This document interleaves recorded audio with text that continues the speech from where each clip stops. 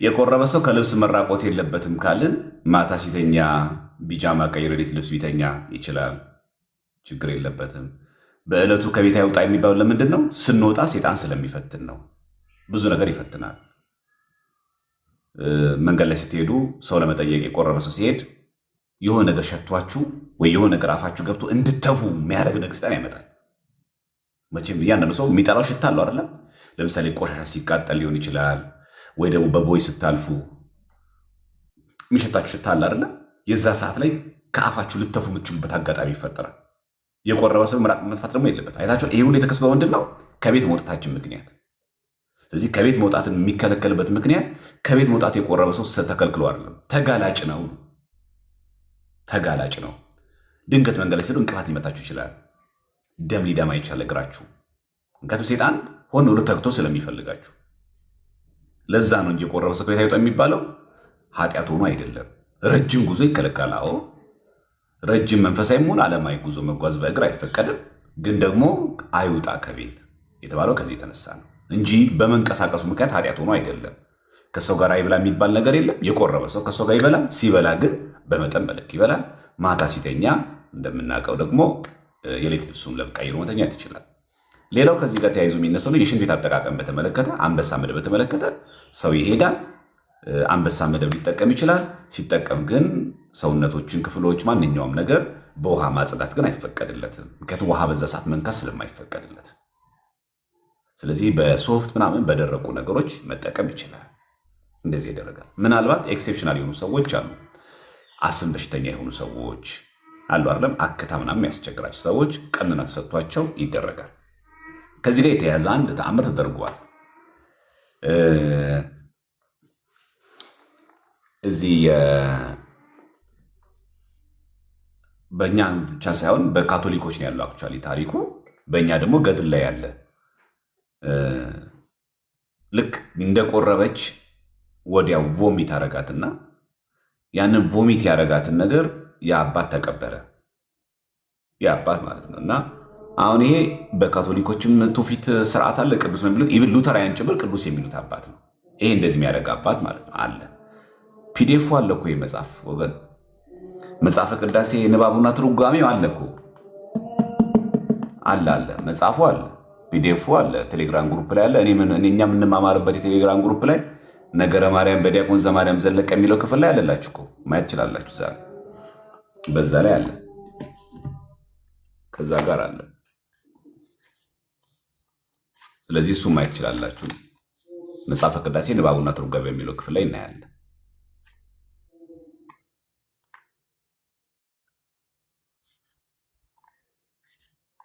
ስለዚህ በዕለቱ በተቻለ መጠን የሰውነትን ክፍሎችን በንጽህና መጠበቅ፣ ክፉ ቃል ከመናገር መቆጠብ፣ በየትኛውም ታይም የዛ ሰዓት ግን ስትሪክት ነው ለማለት ነው።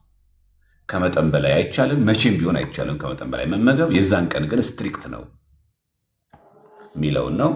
ስለዚህ ነገረ ማርያም በዘማርያም ዘለቀ የሚለው ላይ ራሱ መጽሐፈ ቅዳሴ ብላችሁ ሰርች ስታደርጉ ሰርች ባሩ ላይ መጽሐፈ ቅዳሴ አሁን ያሳዩዋችሁን ፒዲኤፍ አለ። ፒዲኤፍ ማየት ትችላላችሁ።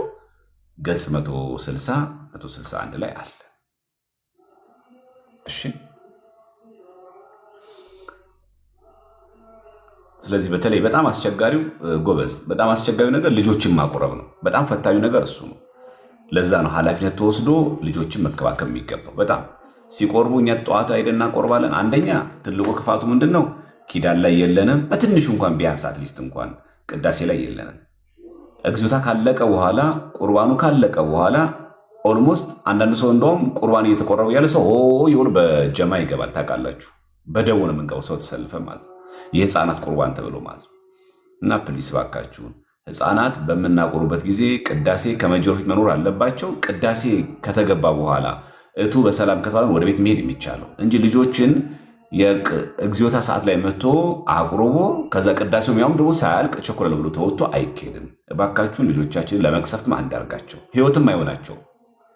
በዚህ ደግሞ ልንጠይቅ የሚገባው ማንን? እኛ ነን አዋቂዎቹ፣ እናት፣ አባት፣ ወንድም፣ እህት። በዛ ሰዓት ያቆረበው ሰው ማለት ከቸኮልክ የዛ ሰዓት ላይ ልጆችን አታቁር። በቃ ያልቸኮለ ቅዳሴውን አስቀድሶ ልጆችን አቁርቦ ቅዳሴ ካለቀ በኋላ ወደ ቤት መመለስ የሚችል ሰው ያቁርብ። በቃ ድርጊቱ በዛ ይፈጸም።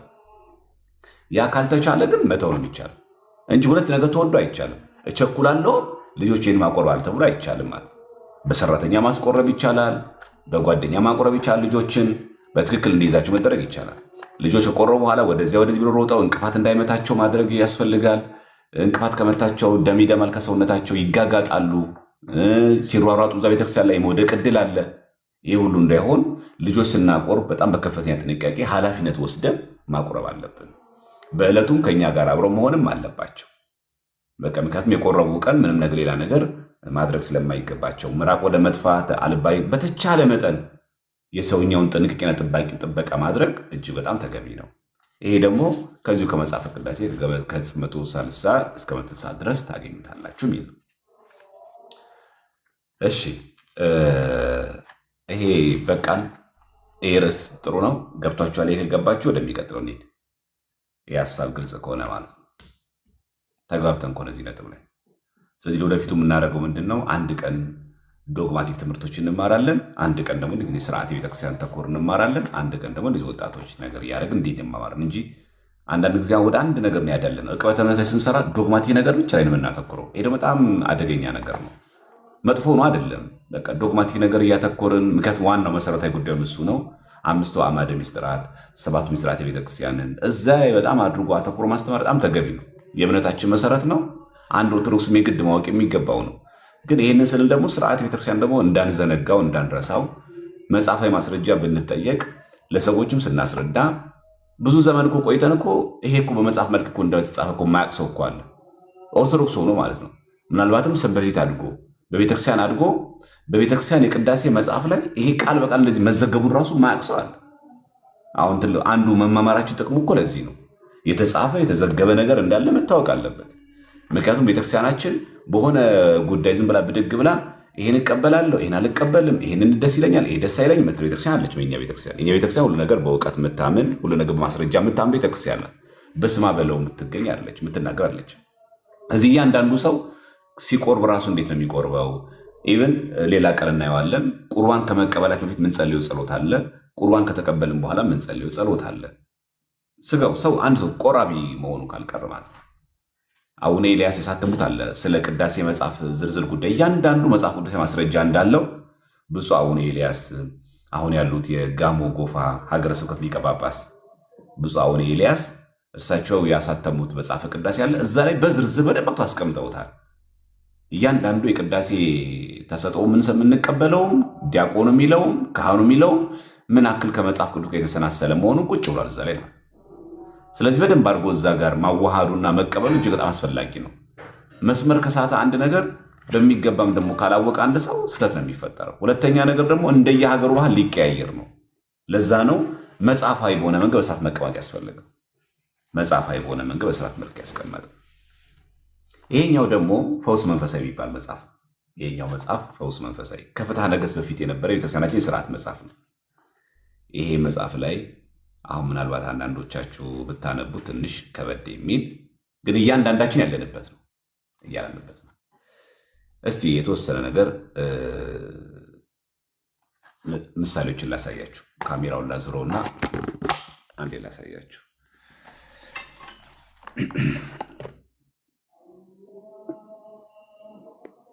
እሺ ይሄ ፈውስ መንፈሳዊ የሚባል ነው። አሁን ወደ አማርኛ ተርጉሟል። አክቹዋሊ በአማርኛ ተርጓን ሞዴሬተሮች የሉ ኮመንት አጥፉላቸውና ይሄ አሁን በአማርኛ የተረጎመ ነው። የተረጎመው ደግሞ መምህር ኤፍሬም ክንዴ የሚባል 2015 ዓ.ም ኦልሞስት የዛሬ 3 ዓመት ወደ አማርኛ ተርጉሟል። ፈውስ መንፈሳዊ የሚባለው ከፍትሐ ነገሥት በፊት የነበረ የቤተክርስቲያናችን የሕግና የስርዓት መጽሐፍ ነው። ዝርዝር ጉዳይ የሚናገረው እስፔሻሊ ካህናት ሁሉ ይህንን ቢያውቁት በጣም መልካም ነው። ምክንያቱም ስናውቀው ነው ሁሉ ነገር ትክክል ነው አይደለም፣ ይገባል አይገባም ብሎ ለመናገር መጀመሪያው ስናውቀው አይደለም። ካላወቅነው አላወቅነው ነው አይደረግም ማለት ነው። ስለዚህ ነገር ሲደረግና ሲታወቅ ነው የሚደረገው። እዚህ ላይ በጣም የሚገርማችሁ እያንዳንዱን ሕግ አስቀምጧል።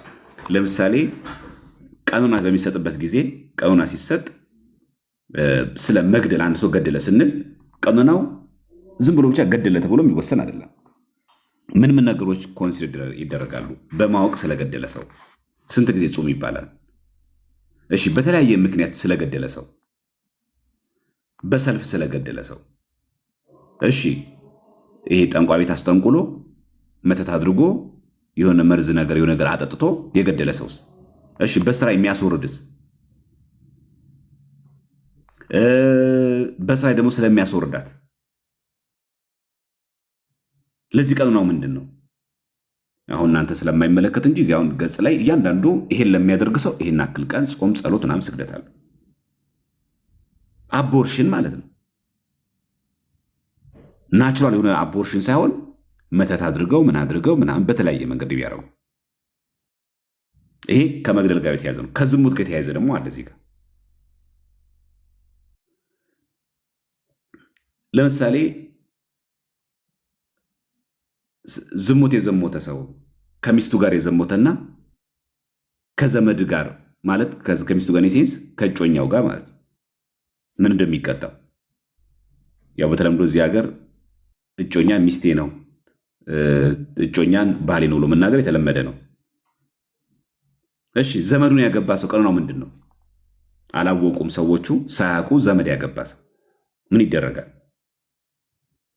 ይሄ ሁሉ እዚህ ላይ አለ። እስፔሻሊ ካህናት ብድግ ተብሎ አለም ዝም ብሎ ቀኖና የሚሰጠው ሲሰጥ አግባብነት አለው፣ ስርዓት አለው፣ ተቀምጧል። ከሚስት ጋር እኮ ከሚስቱ ልጅ ጋር ቢያረግስ ከገዛ ልጁ ጋር ቢዘሙት ሳንስ ይኸው ከሚስቱ ልጅ ጋር ዝሙት ስለሰራ ሰው የገዛ የወለዳትን ሴት ጋር አብሮ ቢተኛስ ምንድነው ቀን ነው?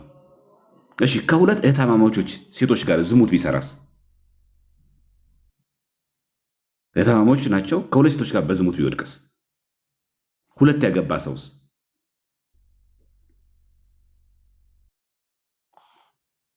እና እሺ ሁለት እህታማማቾች ይሄ አሁን በዝሙት የወደቀ ነው። ሁለት እህታማማቾች ስላገባ ሰው ነው። ምንድነው ግን ቀን ነው? እሺ በሚስቱ ሌላ ሚስት ቢጨምርስ? ሚስት አግብተዋል። ሌላ ሀገር ወይ ደግሞ ሌላ ሰፈር ላይ ደግሞ ሌላ ሚስት አለችው። ምንድነው ቀን ነው? አይዚ እየገባችሁ ነው ሐሳቡ? ስለዚህ እያንዳንዱ ነገር አለው ማለት ነው። እያንዳንዱ እሺ ካህን ቢዘሙትስ? ስለ ካህን ዝሙት። እሺ ጳጳስ ቢዘሙትስ? ቄስ ቢዘሙት? እሺ ያ ቄስ ቅስና ከመቀበሉ ፊት ዘሙቶ ከሆነስ?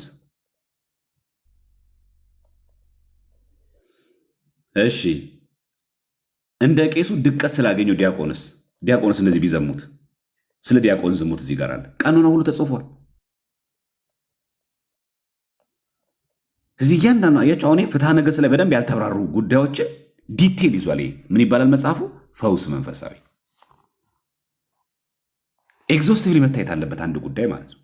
ለምሳሌ አንድ ሴት ልጅ ከወንድ ጋር ብትዘሙት የምዕመን ልጅ እና የአንድ ቄስ ልጅ ብትዘሙት ቀኖና እኩል አይደለም። ቅዱስ ዮሐንስ አፈወርቅን አስቀምጧል ሆሚኒው ላይ፣ በተለይ ኦን ዘ ፕሪስትሁድ በተባለው በእንተ ክህነት ላይ የአንድ ምዕመን ሴት ልጅ ብትዘሙትና የአንድ ቄስ ሴት ልጅ ብትዘሙት ሁለቱም ሴቶች እኩል ዘሟች አይባሉ። የቄሱ ልጅ ሴቷ ቀኗ በጣም ጽኑ ነው። ለምን? እንዴት ቄስን የሚያክል አባት ኖሯት ለምን ትዘሙታለች? ሲሆን በተክሊል ማግባት ሲገባት።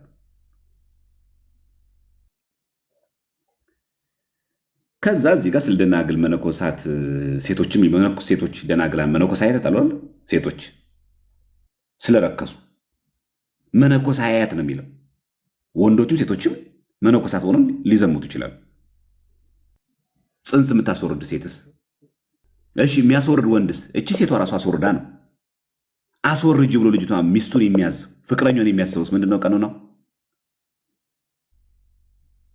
አያችሁ እዚህ ጋር 15ኛው ጽንሷን ስለምታስወርድ ሴት ነው። እዚህ ጋር ስለሚያስወርድ ወንዱ ኃላፊነት ወስዶ አስወርጁ የሚል።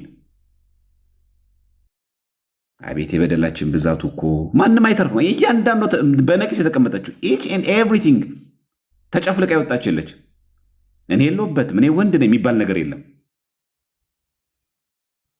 እሷን ያስወረደችውን ያለም እኮ ያረገዝኩት የሚባል ነገር የለም። መቼስ በነፋስ አላረገዘችም። እዚህ ጋር ደግሞ ወንድ ከወንድ ጋር ሴት ከሴት ጋር ከተሰራው ቀኗ ምን ያክል ነው? እሺ ከእንስሳት ጋር ዝሙት የፈጸመ ወንድ ወንድ ሴት ከሴት ጋር ዝሙት የፈጸመ ሰውስ? ይኸው እዚህ ጋር በእያንዳንዱ ገጽ ለዚህ መጽሐፍ ላይ ይሄን አክል ዓመት ቀኖና፣ ይሄን አክል ቀን ስግደት አለው። በጣም ብዙ ነው መጽሐፉ ማለት ነው። አሁን ይህንን በዝርዝር ጎይ ለምንድን ማንማረው? አንደኛው የቄስ ስራ ነው። ይሄ ምዕመናን እንድታውቁት ያክል ነው አሁን የምነግራችሁ እንጂ ያልተጻፈ ነገር እንዳይመስለን ነው ይህን ማሳየው እንጂ በእያንዳንዱ ገጽ ገብቶ የመናገር የኔ ስልጣን ስላልሆነ እኔ ዲያቆን ስለሆንኩ ይህን መናገር ስለማይገባኝ ይህን አክል ቀን ጾም፣ ይህን አክል ስንት ዓመት ነው ቀኖናው፣ ስንት ዓመት ነው ስግደቱ? ይሄ የቄስ የካህናት ስራ። ለዛ ነው ብዙ ጊዜ ይህ መጽሐፍ ካህናት እጅ ብቻ እንዲኖር የሚፈቀደው። ፈውስ መንፈሳዊ ማለት ነው። ማን ነው ታዲያ እዚህ ውስጥ የሌለ ሰው? እሺ ከሰራተኛዋ ጋር የዘሞተ ሰውስ? እሺ ከወንድ ሰራተኛዋ ጋር የዘሞተ ሴትስ? ከባሪያዋ ጋር ዝሙት ስለሰራች ሴት ወይ ጥበቃ ሊሆን ይችላል፣ ወይ ደግሞ ወንድ የቤት ሰራተኛ ተላላኪ ሊሆን ይችላል። ባል በሌለበት ከሱ ጋር የዘሞተ ሴት ብጡ ምን ደቀነ ነው? እሺ ወንድ እስከሆነ ከሴት ባሪያ ከሰራተኛው ጋር ከስራም ይሁን ከቢሮም ሰራተኛ ጋር ቢሆን እሱ ማናጀር ስለሆነ ከሴት ባሪያው ጋር ዝሙት ስለሰራ ወንድ ምንድነው ቀን ነው? እሺ ከሙስሊም ጋር ወይ ደግሞ ከአሕዛብ ከመናፍቃን ጋር ዝሙት ያደረገ ሰውስ? ከዛ እዚህ ጋር ስለ ጋብቻ ቅዱስነት ይናገራል። ጋብቻን ርኩስ ነው ብሎ ስለሚናገሩ ካህናት ቀኖና አለ እዚህ ጋር። ጋብቻን ርኩስ የሚያደርግ ህዝባዊ ምዕመን ደግሞ አለ። ሁለተኛ ጋብቻ መንግስተ ሰማያት ከመግባት እንደሚከለክል ስለሚናገር ሰው እንዲህ ብሎ የሚናገር ሰው ቀኖና አለው። እሺ ሌላኛው ልጃቸው በሚጠመቅበት ዕለትና በተጠመቀበት ሌሊት ሩካቤ ስጋ የሚያደርጉ አለመገናኘት ነው የሚፈቀደው፣ መገናኘት አይፈቀድም። ከዛ ብዙ ጊዜ የምንጨቃጨቅበት አለ። ይሄ በአጽዋማትና በበዓላት ግን ስለመከላከል በበዓላትና በአጽዋማት ሩካቤ ስጋ አይፈቀድ። ምንድነው ዓላማው? ጋብቻ እኮ ቅዱስ፣ መኝታ እኮ ንጹህ ነው። ምንድነው በበዓላትና በአጽዋማት አታርጉ ማለት? በዛ ሰዓት ወደ ቤተክርስቲያን አድላ አስቀድስ ሂድና 19 አሁን እሁድ ቀን ነው የሚውለው ሐምሌ ገብርኤል ሂድና ማህሌት ቆመ ስጋው ደሙን ተቀበል ወደሚበልጠው ሂድ ለማለት ነው እንጂ ቅዳሴውን ሳታስቀድስ ስጋው ደሙን ሳትቀበል ማህሌትም ሳትቆም ይሄን ሁሉ ሳታረቅ ቃል እግዚአብሔርን ሳትማር ቁጭ ለጥ ብለህ አሳልፈሽ ግን ከሷ ጋር ሩካቤ ስጋ እንዳታደርግ ማለት አይደለም። አለማረጉ አይደለም ዋናው የተፈለገው፣ ባለማረግ ሄደ እንድትቆርብና ስጋው ደሙን እንድትቀበል ነው። ኮር ዓላማው ድህነት ነው ቤተክርስቲያናችን።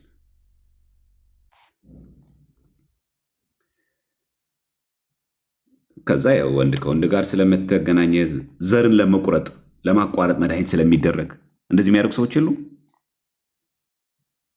ወንድ ነው፣ በተለይ በአሜሪካ ይሄ አለ ታውቃላችሁ። ወንድ ልጅ ነው ከእንግዲህ መውለድ አልፈልግም ብሎ ዘሩ እንዲቋረጥ ይደረጋል። አይደረግም? ዘር ለማቋረጥ መድኃኒት ስለሚያደርግ ሰው መውለድ አልፈልግም፣ ስለዚህ እኔ ውስጥ ያለውን የወንድ ልጅ ዘሩን አምክነው አቋርጠው መንገዱን ቁረጠው ብሎ መድኃኒት መውሰድ ምን አይነት ቀኑን ያሰጣል? ከዚህ በኋላ ያለውን ብቀጥል እናንተ ያንጫጫችኋል። ይቅር፣ ሌላ ጊዜ ቀጥልላችኋል። ይበቃችኋል። ይበቃል። እስከዚህ እናንተን ኃጢአት ማሳሰብ አይደለም። ሁላችንም በደለኞች ነን። ማንም ንጹህ የለም እዚህ ውስጥ። ስለዚህ ይህችን መጽሐፍ ካህናት አባቶቻችንም ድንገት ግዕዙ ነው ያለው አማርኛው አላገኘንም ለሚል ሰው እችኛዋን ጉዳይ በደንብ አድርጎ ብትያዝ እቺ በጣም ቆንጆ ናት። ፈውስ መንፈሳዊ እያንዳንዱ። ስለዚህ ዲቴል ኢች ኤንድ ኤቭሪቲንግ እዚህ ላይ አለ። ግልጽ ማሳወራ ያልያዘው ነገር የለም ይሄ መጽሐፍ ፈውስ መንፈሳዊ በጣም በቃ እያንዳንዱ ኢች ኤንድ ኤቭሪቲንግ ያስወረደችም ሴት ትሁን እንድታስወርድም ያዘዘ ወንድም ይሁን ባልም ይሁን ጎረምሳ ማንም አይቀርለት። ስለዚህ ይሄንን መጽሐፍ በሚገባ ብትይዙት ካህናት አባቶቻችን አበነፍስ ስትሆኑ የግድ የሚያጋጥማችሁ ብዙ አይነት ሰው አለ። እህቱን ያገባል፣ ሁለት ዓመታቸው የሚያገባል፣ ከዘመድ ጋር የሚጋባል፣ እንደዚህ የሚያደርግ ሰው አለ። እንደዚህ አድርጌያለሁ ብሎ ሲናገር ምንድን ነው የምንሰጠው ቀኖና? ትዝ ያለንን ነው ወይ ደግሞ ሼም ይዞ ነው የምንናገረው? አይደል። ይህን ሁሉ ከግምት ውስጥ ይገባል ማለት ነው። ቤተክርስቲያን እንደዚህ ሉት የተሰናዳች ናት። ልመና እንድታውቁት ተፈለገው ምንድን ነው? እኛ ዝርዝር ጉዳዩን እኛ እንወቀው። ካህን እንደ ሁኔታው አይቶ በዚህ ስርዓት መጽሐፍ መሰረት ትእዛዝ ያዛል። ግን ዋናው መሰረታዊ ጉዳይ ምንድን ነው? ቤተክርስቲያን ለእነዚህ ሁሉ ጥብቅ ነገር ሁሉ አስቀምጣ የምትሄድ ቤተ ይሄ እኮ የሚገርማችሁ መጽሐፍ የነበረው አሁን በአማርኛ ተርጉሞ ነው እንጂ በግዕዙ ከፍትሐ ነገሥት በፊት የነበረ መጽሐፍ።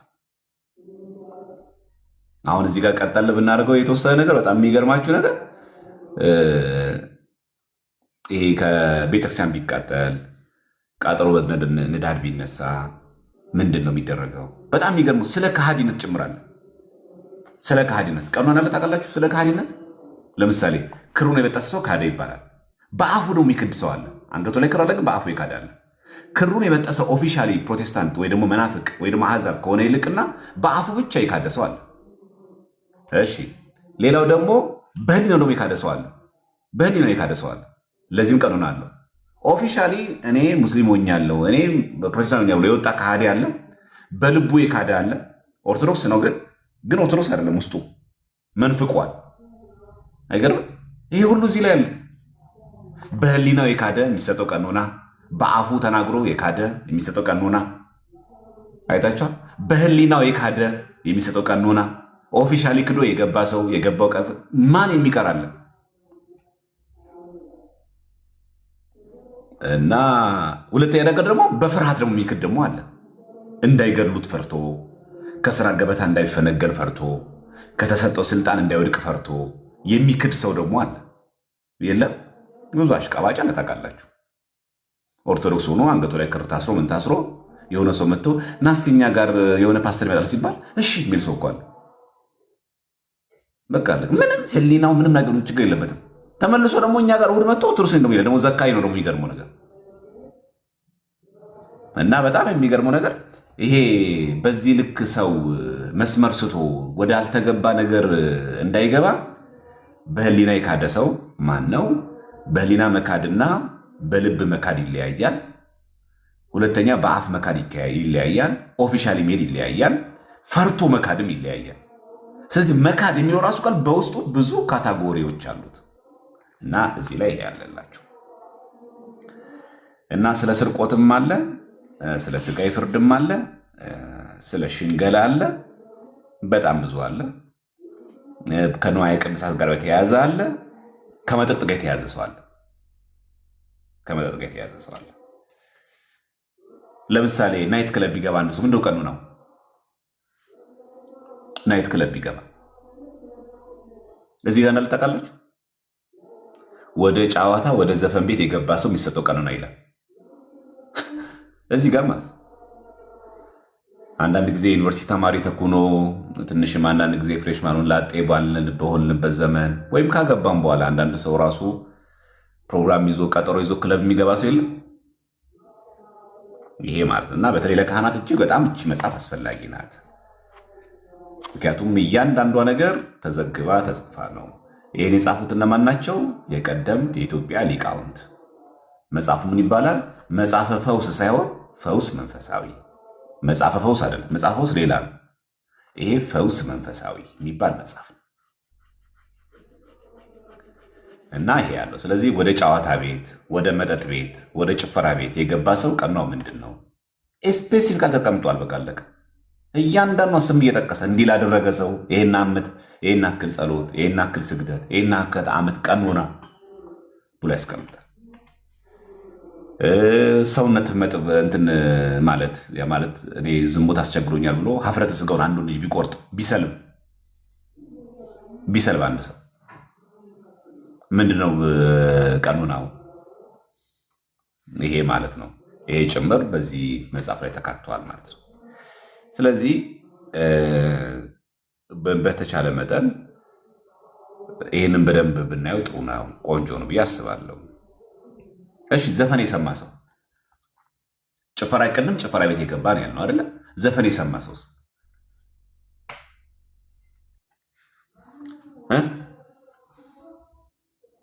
ለምሳሌ ኮንሰርቶች አሉ አይደለ? ኮንሰርት አለ።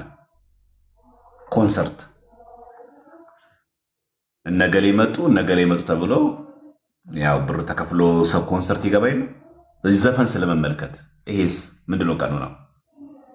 ቅድም ናይት ክለብ ነው። ይሄ ደግሞ ኮንሰርት የገባ ሰው ይሄ ያለው እና ርዕሱ ራሱ የሚለው መሰላችሁ ዘፈንን ስለ ዓለም መመልከት ይልና ዘፈን የተመለከተ ሰውስ ያ ማለት ኮንሰርት የገባ ሰውስ ዳሽንም ይሁን ዋሊያ ቢራም ስፖንሰር ያርገው ማንም ቢሆን ማንም እንደዛ ነገሮች አሉት እና ለማለት ያክል ነው። ዛሬ ርዕሳችን ምንድነው? ስርዓተ ቤተክርስቲያን። ስርዓተ ቤተክርስቲያን። እሺ አይበቃችሁ? ስለዚህ ነገር ካነሳው በፎቶ ምናምን ያላሳየኋችሁ ትንሽ ያው አንዳንዶቻችን ከነሳ አንዳንድ ዋናው ዓላማው ምንድነው መሰላችሁ? ቤተክርስቲያናችን ለእያንዳንዱ ነገር ስንዱ ናት ለማለት ነው እንጂ ሰው ለማስተዋራት አይደለም የሚደረገው። ይሄ እንድታውቁት ነው የምፈልገው። ሰው እንዲፈራ እንዲደነግጥ ወደ እግዚአብሔር እንዳይመጣ ምንም በደል ስሩ። እዚህ ውስጥ ከተቀመጡ ውስጥም ይሁን እዚህ ውስጥ ከተቀመጡ ውጪ የከፋ በደል እንበድል ከልባችን ወደ እግዚአብሔር ቤት ከመጣን እግዚአብሔር መሐሪ ነው፣ እሱ ይታወቃል። አሁን በዚህ ጋር ያስቀምጠው ነገር ምንድነው? እውነታው ምንድነው? መሰረታዊ ጉዳይ ምንድነው? ቀኖና ሲሰጠን ለእያንዳንዱ እንደየበደሉ እንደመጠኑ አይነት ቀኖና ይሰጠዋል። ለዚህ የተጻፈ ሪትን ዶክመንት አለን ለማለት ያክል ግልጽ ነው ሐሳቡ እንጂ ሰዎች እንዲፈሩ ንስሐ እንዳይገቡ ለማድረግ ለማስፈራራት አይደለም እንደዚህ የሚደረገው። አባቶች ካህናትም ቀኖና ሲሰጡ ዝም ብሎ በጌሴ ተነስተው ወይ እንዲህ ነው እንደ በቀንድ ያርገው እንደዚህ አይነት ኬዝ ገጥሞኝ አያውቅም እንዳይሉ ያሌለ ኬዝ የለም እዚህ ውስጥ። ኦልሞስት ሁላችን እዚህ ውስጥ አለን።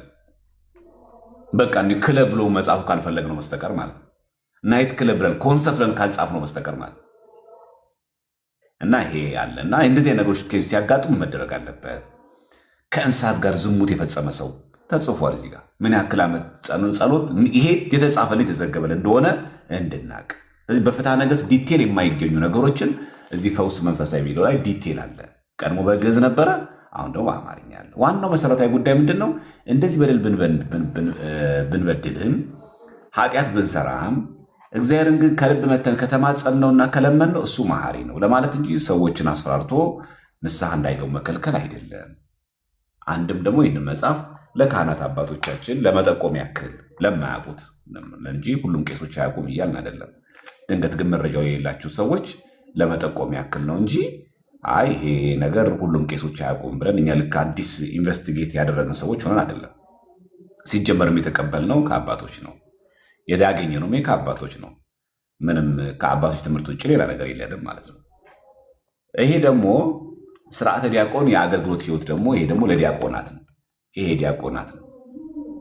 ሁሉም በተለይ እዚህ ሚዲያ ላይም ቢሆኑ ሚዲያ ላይ የሌላችሁ ዲያቆናት ብትሆኑ እችን መጽሐፍ ብታነቧት በጣም ቆንጆ ነው።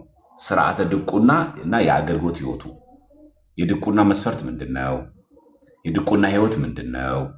ተልእኮ ምንድነው? ድቁና ለመቀበል የሚያዘጋጅ ነገር ምን አለ? ድቁናን የሚያሳጣስ ነገር ምን አለ? የሚለውን ነገር በዝርዝር እዚህ መጽሐፍ ላይ ታገኛላችሁ። ርዕሱም እንደሚለው ስርዓተ ድቁናና የአገልግሎት ህይወቱ የሌላ ጊዜ እንመለስበታለን። መጀመሪያ ግን እንዳላበዛባችሁ ዛሬ ያየነው ስለ ቅዱስ ቁርባን ከተቀበሉ በኋላ አንድ ሰው ከምን መከልከል እንዳለበት የሚያሳይ ነገር አየን። ሁለተኛ ደግሞ ዲቴል የሆኑ ደግሞ እያንዳንዱ ሰው ደግሞ በደሩን በተመለከተ ደግሞ እንደዚህ አይነት ጉዳዮችን በጥልቀት እንድናቅ ለማስቻል ነው። ቤተክርስቲያን ለእያንዳንዱ ነገር ስንዱ ናት። ያለ እንዳይመስለን ይቅርታ የሌለ እንዳይመስለን። ብዙ ሰው እንደዚህ አይነት ስርዓት ሲቀመጥ መጽሐፍ ሲቀመጥ ዝም ብሎ ቄሶቹ በቃ እንዲህ ነው በቃ ይህን አክል ቀን ጹሚ በቃ ይህን ነገር እነዚህ ጹም ልንለው አይደለም። በቃ እኛ ዋናው ዓላማችን ምንድነው? ሰዎቹን እንዲሸሹ ከቤተክርስቲያን እንዲርቁ በቃ የሆነ ቤተክርስቲያን ትምህርትን ፈርተው እንዲያዩት ማድረግ አይደለም። ምክንያቱም ዓላማው ያ አይደለማ። የሰዎችም እና የቤተክርስቲያንም ዓላማ ሰዎችን ማስደንገጥ ከክርስትና ሕይወት እንዲወጡ እንደው መቼ ሁለተኛ ነገር እንዳይገቡ ለማድረግ አይደለም። ዋናው ዓላማችን ምንድነው? ሰዎችን ማዳን ስለሆነ፣ ስለዚህ ሰዎችን ማዳን ደግሞ ከሆነ ደግሞ ሰዎች ወደ ንስሐ እንዲመጡ ማገዝ ስናገዛቸው ደግሞ ሰዎችን ደግሞ ቤተክርስቲያን ቀኖና ስታስቀምጥልን ይሄን አክል ቀን ጹም ሲባል ይሄን አክል ቀን ጸልይ ሲባል በዛ ጸሎት መሰረት እንዲበረታ ለማድረግ ነው። ቤተክርስቲያን በየትኛውም ኃጢአት እንውደቅ፣ በየትኛውም እርኩሰት እንውደቅ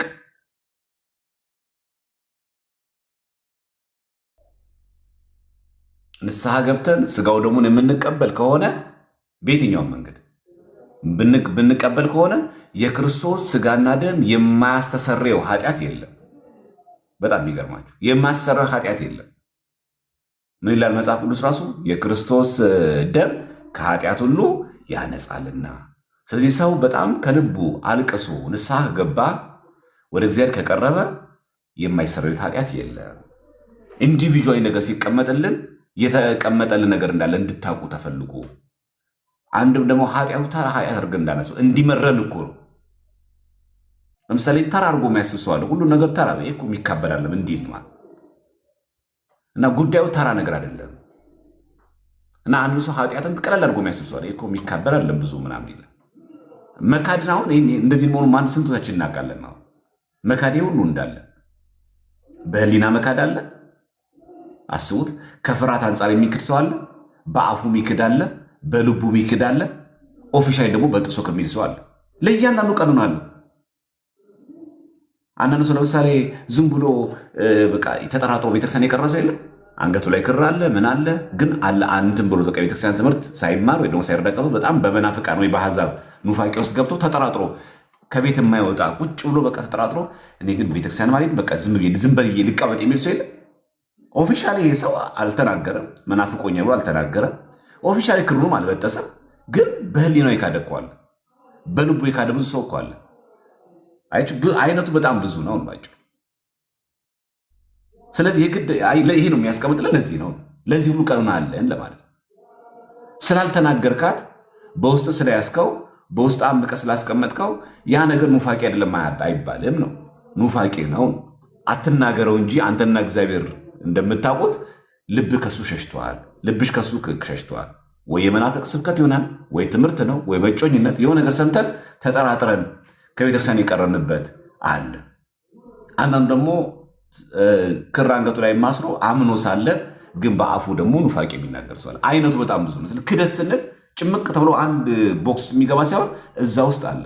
ፈርቶ ደግሞ የሚክድ ሰው ደግሞ አለ። ሰይፍ ስለቱን ፈርቶ፣ ስልጣንን ፈርቶ፣ ከስራ ገበታን መፈናቀል ፈርቶ የሚክድ ሰው አለ። ስለዚህ አይነቱ በጣም ብዙ ነው። ለዛ ነው ካታጎራይዝድ አድርጎ እዚህ ጋር ያስቀምጠልን ማለት ነው። ይህን መሰረታዊ ጉዳያችን እንድታውቁት። ሞዴሬተሮች ስለሌሉ ዛሬ ሞዴሬተር ሙሉ እንቀይራለን። አይሻልም? ለዚህ ቀን ካልጠቀሙን ሞዴሬተር ሙሉ እንቀይር አይመስላችሁ? የኢትዮጵያ ሕዝብ መቼም ይውረድ ሲባል እሺ ጥሩ ነው የምትሉት፣ መቼስ ሁሉን ልቀይር ነው በቃ። ሪሙቭ ሞዴሬተር የለም። እነ መላኩ ራሱ ምናምን የሉ። ሪሙቭ። እሺ ሞዴሬተር ሌላ ሰው ላይ ማስገባው። ፕረስቅላ ራሱ የለችም። ምን ተሰጥቷቸው አልተጠቀሙበትም። ስለዚህ ሪሙቭ እናደርጋለን ማለት ነው። እሺ የለም፣ የሌለ ሰው የለም ነው። ስለዚህ እናስወግዳለን ሁሉንም ማለት ነው።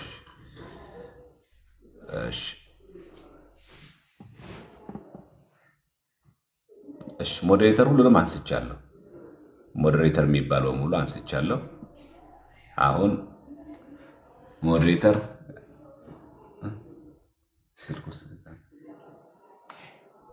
ስልኩ እያለ እዚህ ጋር የሆነ ስልኩ እያለ እዚህ ጋር የሆነ ምንም ሰዓት የለም።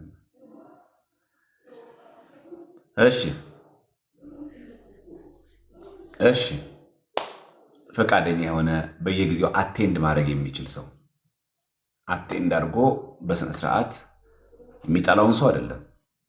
ሁሉን ሰው በፍትህ ስድብ ብቻ የሚናገር አለባሌ ቃል የሚናገር ብቻ እኔ ብሎክ አረጋለሁ፣ ከዛ ውጪ ሚዩት አረጋለሁ፣ ክፉ ቃል ካፌ አይወጣም የሚል ሰው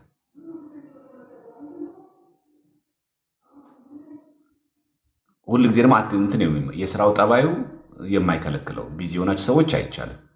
ካልቻላችሁ ግን ሌሎች እኮ ምንም ጥፋት እኮ አላጠፉም፣ ግን ኦንላይን ላይ በየጊዜው መገኘት ስላልቻሉ በጣም ብዙ የጠበቅናቸው መላኩ ነበረ ትንሽ አክቲቭ፣ እሱም ብቅ ጥልቅ እያለ እንትን ስላለ ሌላ በስነ ስርዓት ሙሉን መገኘት እችላለሁ፣ ኃላፊነትን ይወስዳለሁ፣ እኔ በደንብ አድርጌ እከታተላለሁ። ፍትህ ነው መሆን ፍትሃዊ ነኝ የሚል ሰው ፍትሃዊ ነኝ የሚል ሰው። እሺ ሃይሚን እናስገባት። ሃይሚ የምትሉ ሰዎች ሃይሚ ሁሌ አቴንድ ታደርጋለች፣ ሁሌ አቴንድ የሚያደርግ እሺ ሩሂ ላድርጋት። እሺ ሩሂ ታማኝ ናት። እስኪ ታማኝ ናት የምትሉ እስኪ ሩሂ ታማኝ ናት በእኛ የሆነብህ የምትሉት እስቲ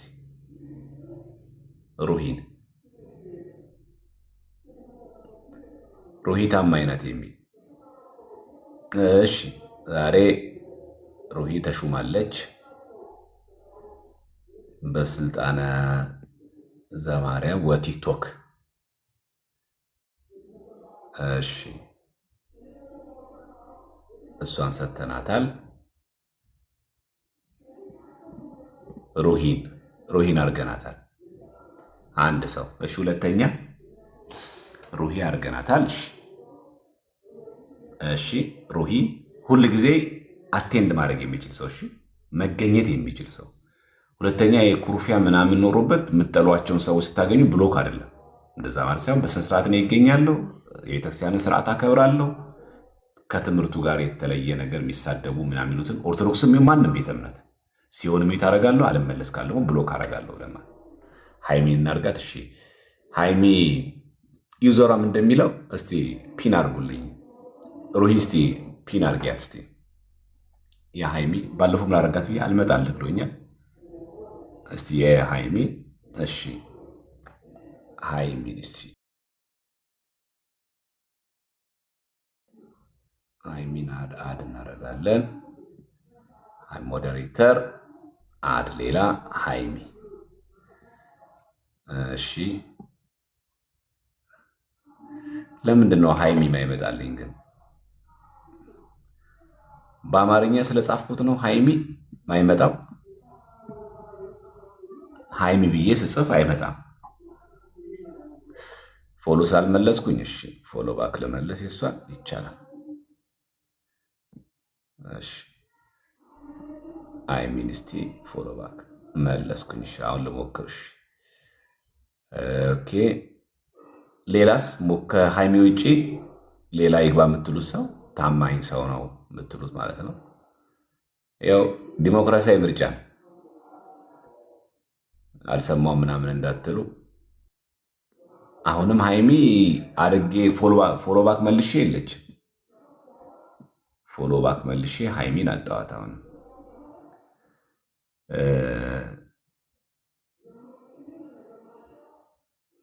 መላኩማ እየወጣ እየገባ አስቸግረን እኮ ይመጣል እልም ብሎ ጥፍት ይላል። ለዛ ነው እሺ ሃይሚ አልመጣልህ ሻለኝ ወይ? ዩዘሯን ንገሪኝ እስቲ። ዩዘሯን እስቲ ንገሪኝ።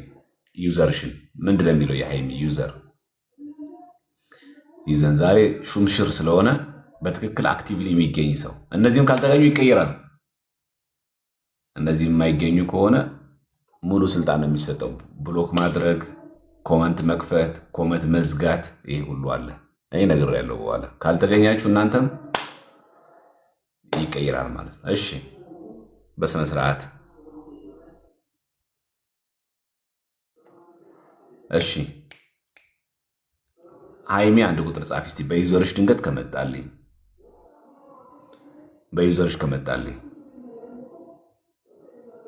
በዩዘርሽ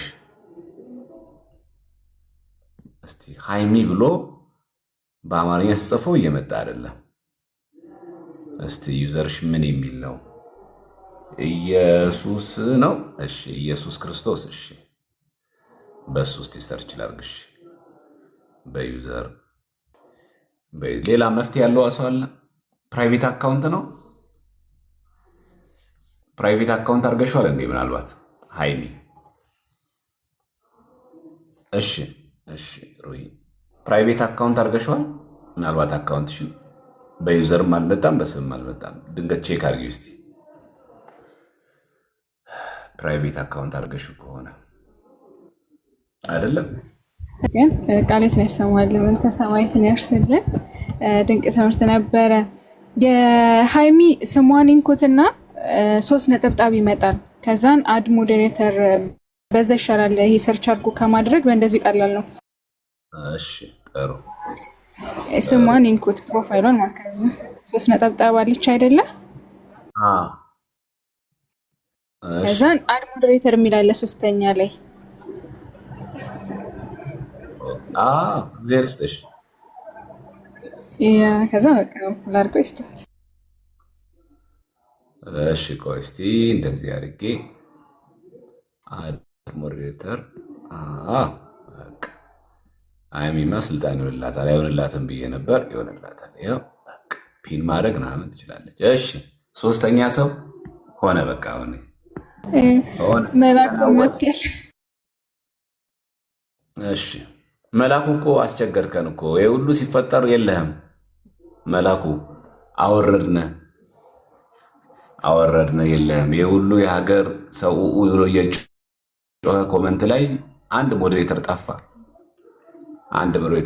ሲጠፋ ምን እናድርግ? እሺ ፌዝ ዊዝ እንዴት ነው? ፌዝ ዊዝ ህይወት ሴት ነው ወንድ? በነገራችን ላይ መላኩ አስተካከላለሁ ብሏል እና እኛ ተወካይ ሆነን ይሰጠው ብለናል። በቃ ሰለሞን አሁን በኋላ መላኩ ይመጣል እኮ የሚገርምሽ እኮ ይመጣል፣ ይገኛል፣ ይታደማል። ከዛ ግን እፍ ነው የሚለው በሁሉም ቦታ ላይ የሚገኘው መሰለኝ። ወይ ምናልባት ሳላገባ ልቡ አልረጋም መሰለኝ። ለዛ ይመስለኛል ትንሽ እንትን የሚያደርገው በየቦታው ላይ ሰው ካላገባ አስቸጋሪ ነው። አንድ ቦታ ላይ ስክን አይልም። ለዛ ነው መሌካውን በኋላ በደንብ አድርገህ አቴንድ አድርግ። እንዴ መላኩ እኛን ቁጭ አድርገህ ትወጣለህ። ይሄ ሁሉ ሰው እንትን ብሎ የሞዴሬተር ያለ ሲባል የለህም። የሞዴሬተር ያለ ተብለህ ማለት እሺ። መሌ ቅን ልጅም ስለሆነ እንደዛ እናደርጋለን ለመሌ መሌ ይኸውሽ። ስለዚህ 3 ሰው አለን ማለት ነው። መላኩ አለ፣ ሩሄ አለች፣ ሃይሚ አለች እና ፌዝ 4 ሰው። ይኸው በቃ ጨመርንልህ እኮ ብቻ ናት። ስለዚህ መላኩ አለ፣ ፌዝ አለ። አደራ የተሰጣችሁ ሰዎች ሃይሚ አለሽ። እሺ ሰርኬ ጥሩ። እሺ ሰርኬ ታለች። እሷ ልጅ በጣም ጎበዝ ናት። አዎ ሰርኬሽ። እሺ ሃይሚን አድርጌያለሁ።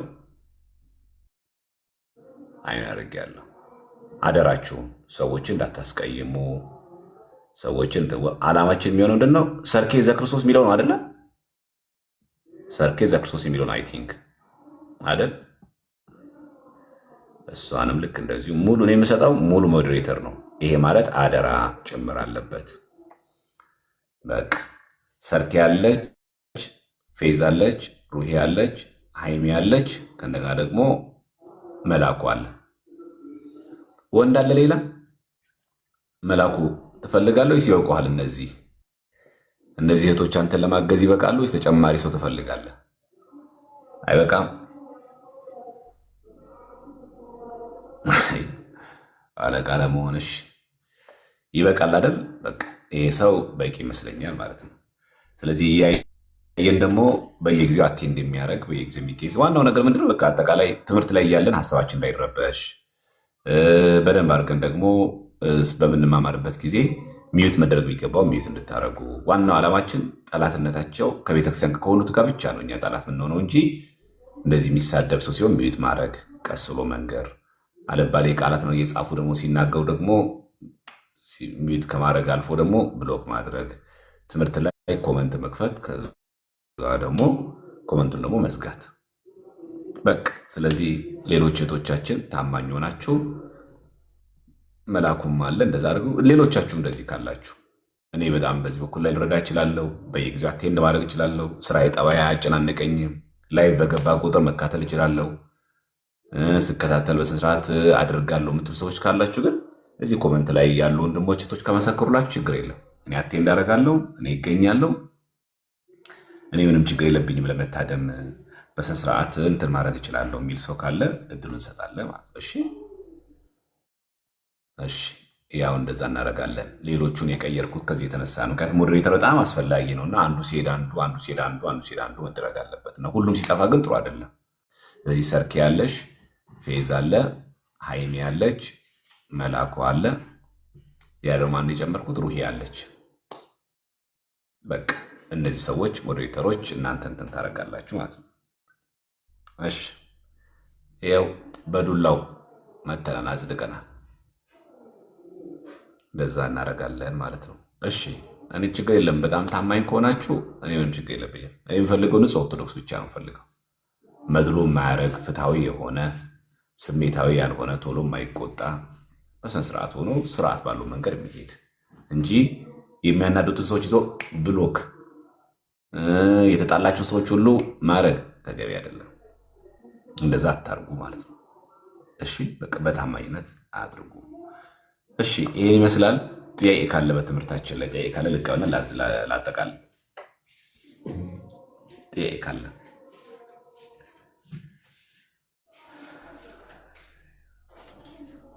ጥያቄ ያለው ሰው ካለ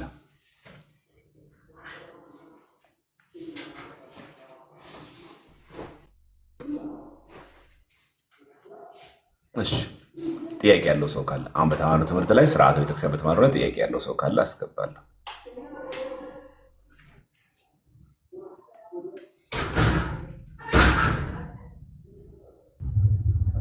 የኤማውስ መንገደኞች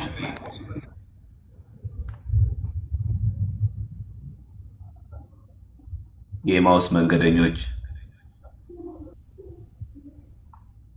እሺ፣ የለም። እሺ፣ አብይ እንየው።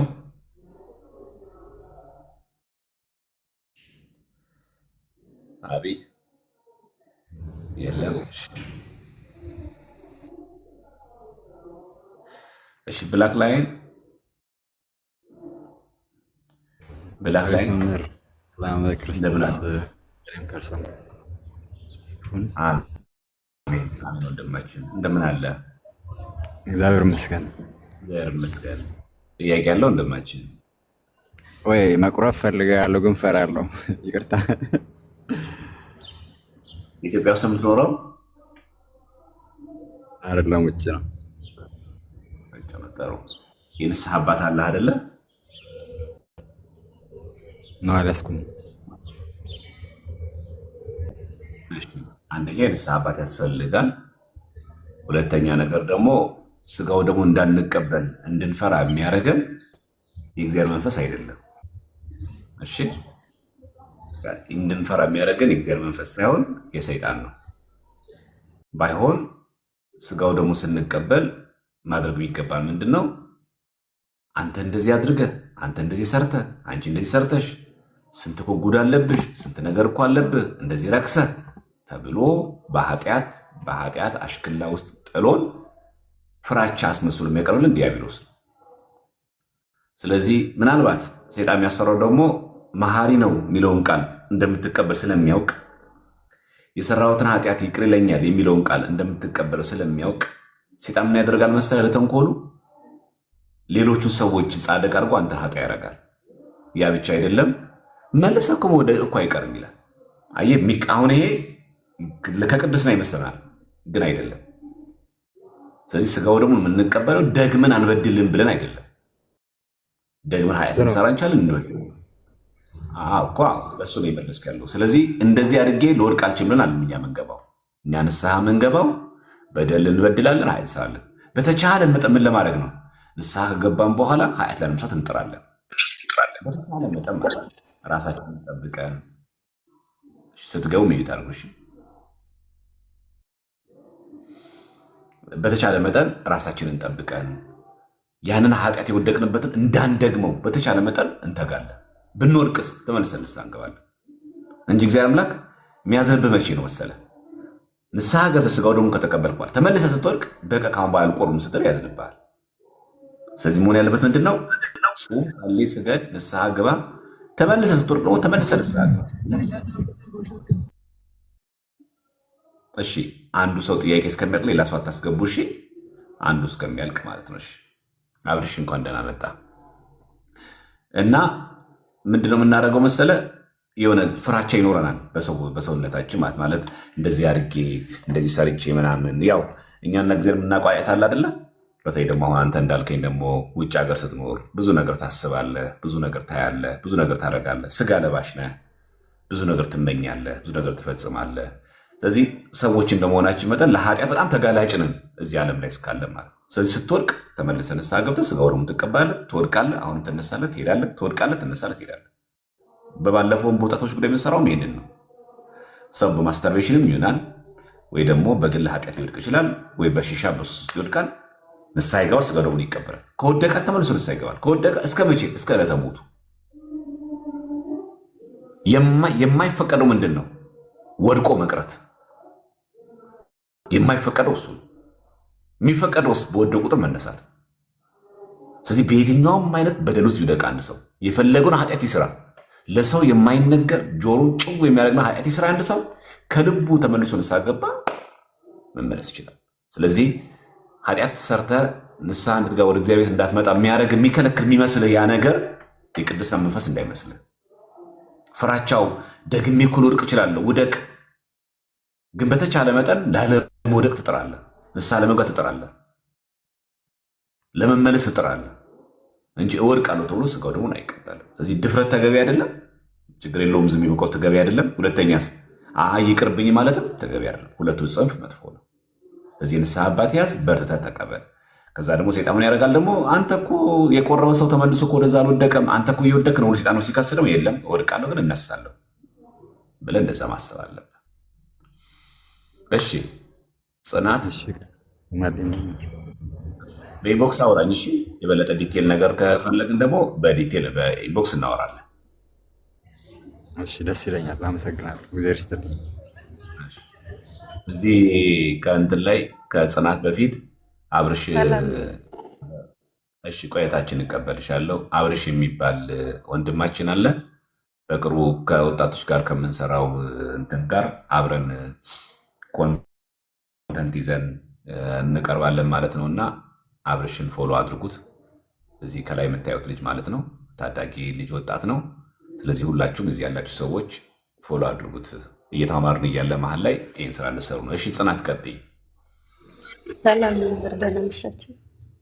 እንደምን አለሽ? እግዚአብሔር ይመስገን ደህና። እኔ ጥያቄ እኔ እንኳን አንድ 6 ወር ሆኖኛል መቀበል ከጀመርኩኝ እና በዙሪያ ያለው ሰው ጸጥ ብዬ ነው ሄጄ ብቻዬን ነው እንትን ያልኩት ማለት ነው። 3 ዓመት ተምሬ ምናምን ነው። እኔም ከሀገር ውጭ ነው የምኖረው። ግን ብዙ አስተያየት አለ በጎኔ እንትን ልክ አይደለው ይሆን እንዴ? ትንሽ እፈራለሁኝ አንዳንድ ነገሮች ጥያቄ ይሆንብኛል። አሁን 1 ወር ሆኖኛል እንትን ካልኩኝ። በዛ ላይ ማታም ስራ መስራት አለብኝ። ይሄ ሙሉ ሰዓቱን ከ12 ሰዓት በኋላ ወደ ስራ ገበታ የመመለስ አለብኝ እና ጥያቄ ይሆንብኛል። ያው እንዴት ልበርታ ነው? እሺ ያው እሱ እንደዚህ አይነት ኤክሴፕሽናል ኬዞች ሲኖሩ እና ኬዞች ሲኖሩ የንስሐ አባት ነው እንትን የሚያደርገው። ያው እኛ በምንችለው መጠን ራሳችንን ጠብቀን ያው ንስሐ እንገባለን። ግን የስራችን ጠባይ ደግሞ ታይት ይሆናል። በጣም ውጥረት ያለበት ቴንሽን ያለበት ደግሞ በውጭ ሀገር ሲኖር ደግሞ በጣም ሩጫ አለው። የዚህን ጊዜ አበነፍስ ይፈቅዳል ያልኳችሁ ለዚህ ነው።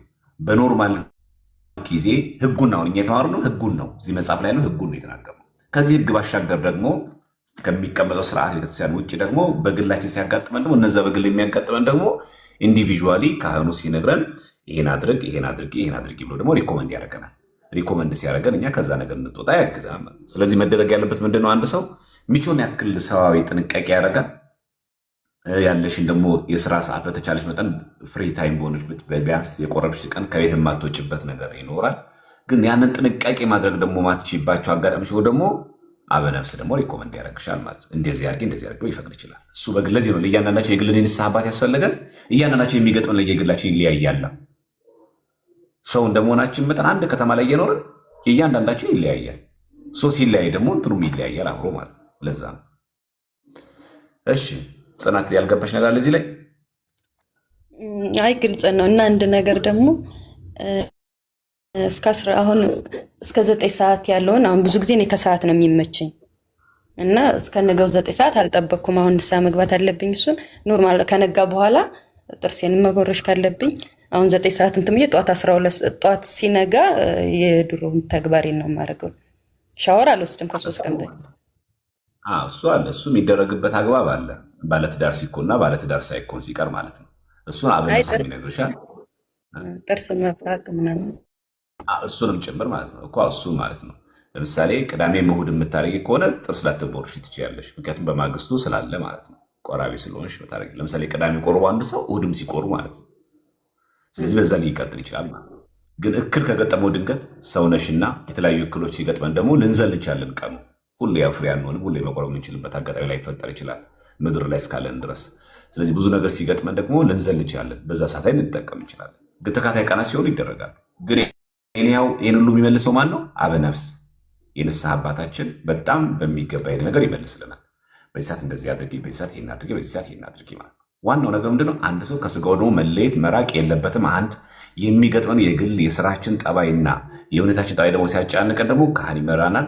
ሶስተኛ ነገር ደግሞ ከጥርስ መቦረሽ፣ ከገላ መታጠብ፣ ከንጽህና ጉዳይ በተያያዘ ደግሞ አበነፍስ የገጠመን ነገር ራሱ ሪኮመንድ ያደርገናል። ለዛ ነው ምክረ ካህን ያስፈልጋል የሚባለው። ፈቃደ ካህንና ምክረ ካህን ግድ ያስፈላጊ ነው። ለዚህ ነው። እሺ፣ ግልጽ ነው። ቃል ያሰማል።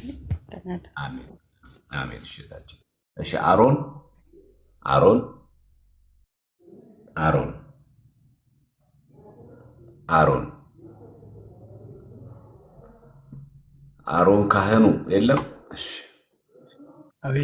አቤት ዲያቆን። እሺ እንዴት ነህ? ደህና ነህ ወይ? እኔ አንድ ጥያቄ በጣም ብዙ ጊዜ የተቸገርኩት ጥያቄ ለመጠየቅ ስለፈለግኩ ምናልባት ይሰማ ይሆን አላውቅም። ኔትወርክ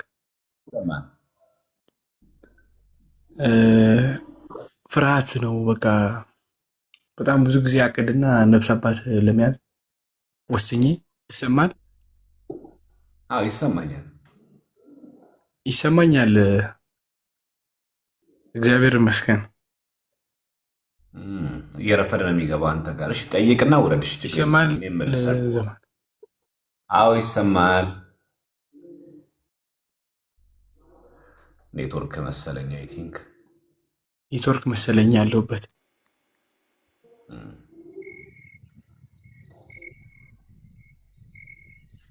ይሰማል ዘማሪ? ኔትወርክ ይመስለኛል። እሺ ሀብቴ ቀጥል። እሺ የኔ ጥያቄ ኔትወርክ እንደዚህ የሚያወጣው ሰውን እንዳለ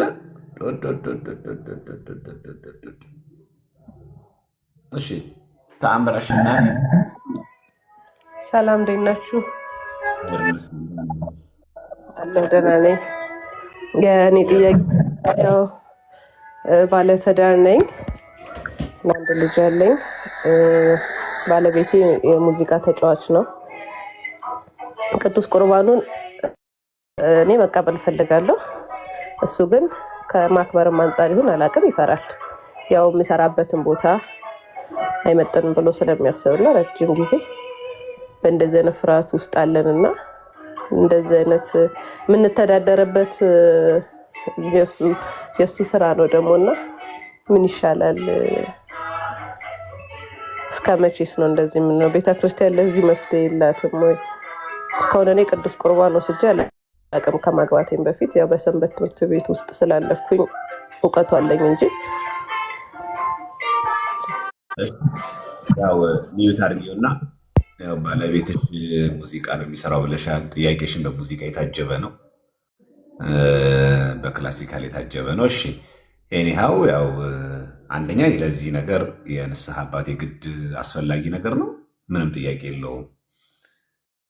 አበነፍስ የሌለበት ምንም አይነት ህይወት ውስጥ ክርስትና አይፈቀድም።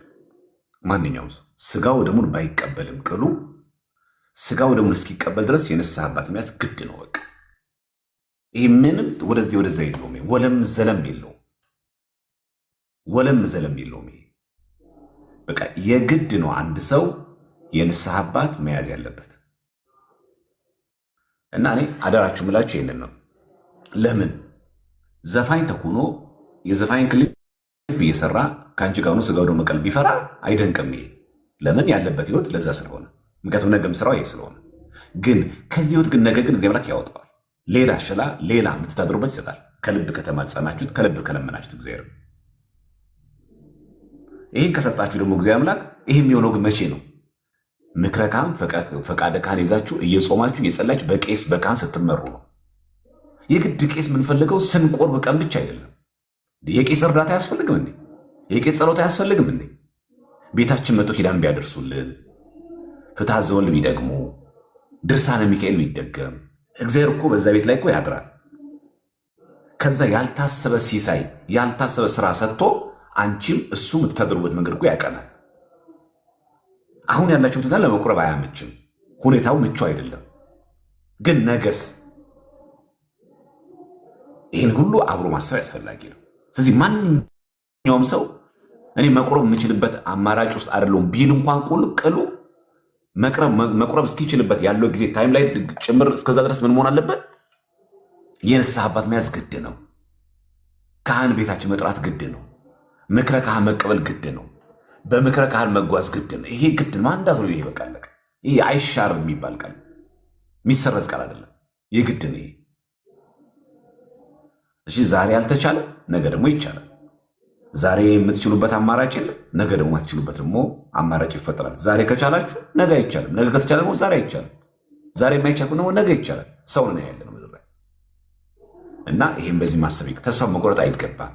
ስለዚህ አንቺም ከልብ እየተማጸንሽ ከልብ እግዚአብሔር እየለመንሽ እሱም ከልብ እግዚአብሔር እየተማጸነ እያወቀው በዚህ ሁኔታ ውስጥ እንዳለው ታውቃለህ። ይሄ እንጀራዬ እንደሆኑ ታውቃለህ። አንተ ከዚህ ነገር ግን አውጥተኝ እግዚአብሔር በምህረትህ ወደዚህ ነገር መልሰኝ ብሎ ከልብ ከተማጸነ አበነፍስ ካለው ምክረ ካህን ካለው የካህን ጸሎት ካለ እናንተም ጸሎት ልመና ካለ እግዚአብሔር የተሻለ ነገር እግዚአብሔር ይሰጣል።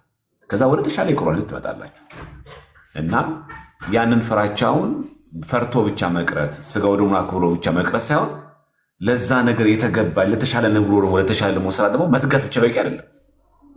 ከዚህ ነገር ቁሞ አትፈልጋለሁ ከዚህ ነገር ቁሞ መመሻት ብቻ ምን ያደርጋል? መፈለግ ብቻ በቂ አይደለም እኮ መጾም፣ መጸለይ፣ የንስሐ አባት ምክር መጠየቅ ግድ ነው። ትርተሽኛል እህታችን። አመሰግናለሁ።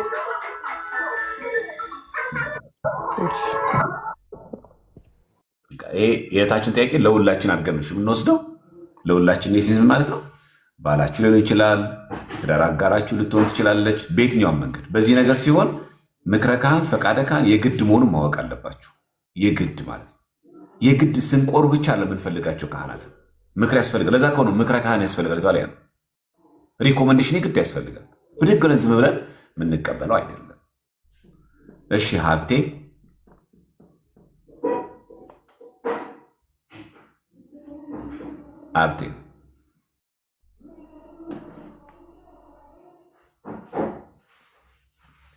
አይ ቲንክ ኔትወርካችሁ ይመስለኛል።